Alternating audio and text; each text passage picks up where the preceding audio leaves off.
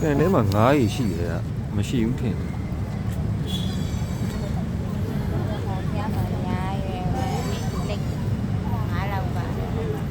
တယ်ဘယ်လိုပဲဖြစ်ဖြစ်ပေါ့လိတ်လည်းရှိတယ်လိတ်တော့ပဲရောက်သွားတယ်တော့လိတ်ရဒီပါလိတ်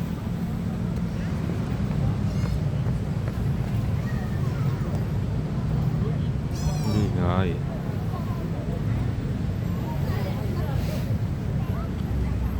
ဒါငါးလေးတော့မသိဟောလဲလိတ်3កောင်လို့ရှိတယ်လိတ်3កောင်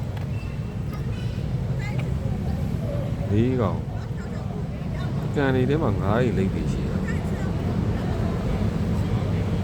ဒီပန်းချံမီးထုံးထားတဲ့ပန်းချံမြတ်ဘက်ကမီးထုံးတခြားပန်းချံတွေကတော့မီးမထုံး